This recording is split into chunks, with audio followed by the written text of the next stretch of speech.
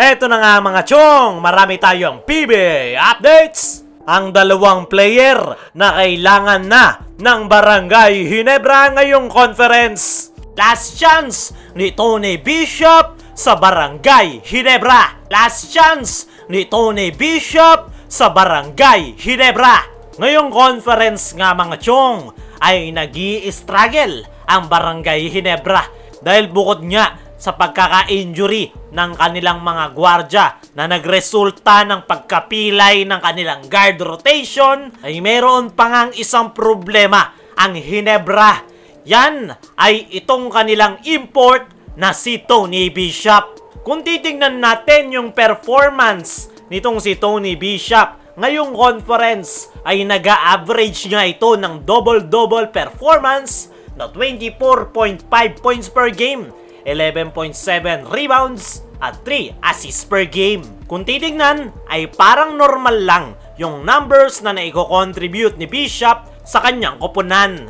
Pero napakababa nga niyan para sa isang import. Bukod nga dyan ay hindi rin nagko-complement ang laro nitong si Tony Bishop sa local players ng Barangay Ginebra. Kumbaga, hindi nga akma yung kanyang laro at hindi nagbe-blend in kasama ng kanyang mga teammates. Kaya naman, nagdedelikado nga ngayon itong si Tony Bishop at ayon nga sa mga source ay gusto na ng Ginebra management na palitan itong si Tony Bishop habang may panahon pa sila bago pumasok ng PBA playoffs.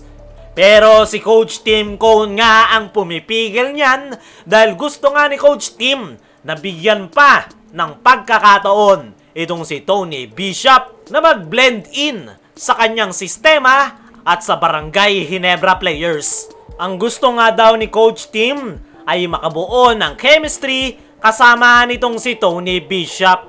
Pero kung hindi pa rin daw magiging maganda ang kanilang performance sa kanilang mga upcoming games, ay baka magbago rin ang isip ni Coach Tim at palitan na itong si Tony Bishop. Kung kayo ang tatanungin, dapat na bang palitan itong si Tony Bishop? I-comment mo lang dyan sa ibaba. Dumako naman tayo dito. Ang dalawang player na kailangan na ng Barangay Ginebra ngayong conference.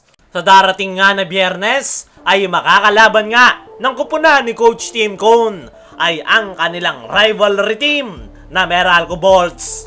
At dahil nga sa hindi pa rin sigurado kung makakapaglaro na ba si Scottie Thompson dahil sa may iniinda itong injury, ay kinakailangan ngang mag-step up nitong si Stanley Pringle at Maverick Ahanmisi dahil pilay nga ngayon ang guard rotation ni Coach Tim Cone. Bukod kay Scottie Thompson ay wala rin itong si Nards Pinto na tinamaan ng fracture sa kanyang ilong. Nandyan naman itong si L.A. Tenorio sa kanilang koponan, pero hindi pa rin naman ito na ibabalik ang kanyang dating laro. At kita nga sa performance ni L.A. Tenorio na wala pa siya sa game shape dahil matagal-tagal rin itong nabakante. Kaya naman, ito na nga lang sila Stanley Pringle at Maverick Ahanmisi ngayon ang mga natitirang gwardya na kinakailangang mag-step up sa kanilang mga upcoming games.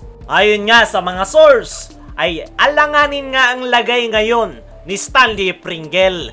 Kaya naman, ngayong wala yung mga gwardya ni Coach Tim Cone, ay ito nga ang kanyang pagkakataon na makapagpakitang gilas na deserve pa rin niya ang spot sa Barangay Ginebra lineup. Nitong mga nakaraan ay limitadong minuto lang ang naibibigay kay Stanley Pringle. Pero ngayon na pilay ang kanilang guard rotation, ay expected na makakakuha ito ng more playing time. At yan nga ang pagkakataon ni Stanley Pringle na patunayan na kaya pa rin itong makasabay sa PBA. Naniniwala ko mga chong na playing time lang at tiwala ang kailangan nitong si Stanley Pringle para mailabas nitong muli ang kanyang dating laro.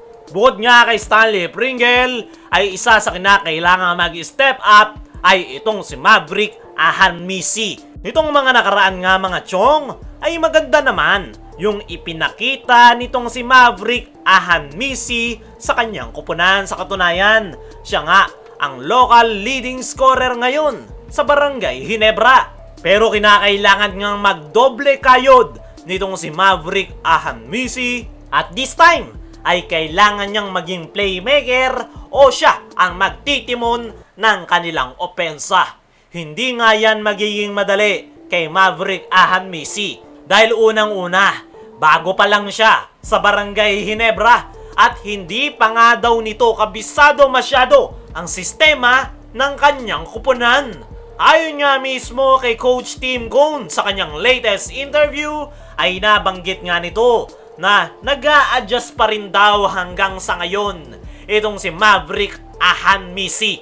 Pero bilib daw si Coach Tim sa ipinapakita ng kanyang bagong gwardya dahil kahit nga daw nangangapa pa si Maverick sa kanyang sistema ay maganda na daw agad ang ipinapakita nitong performance ngayong conference. At yan nga daw ang plano nilang i-utilize ngayong kulang-kulang sila ngayon sa gwardya. Para sa akin mga chong, ay in trouble talaga ngayon ang kupunan ni Coach Tim Cone dahil papalapit na nga ng papalapit ang PBA Playoffs. Dapat ay naghahanda na sila dyan pero hindi pa nila nasisimulan dahil sa mga injury na nakukuha ng kanilang mga players. At tignan na lang natin kung mapupunan niya ni Stanley Pringle at Maverick Ahanmisi.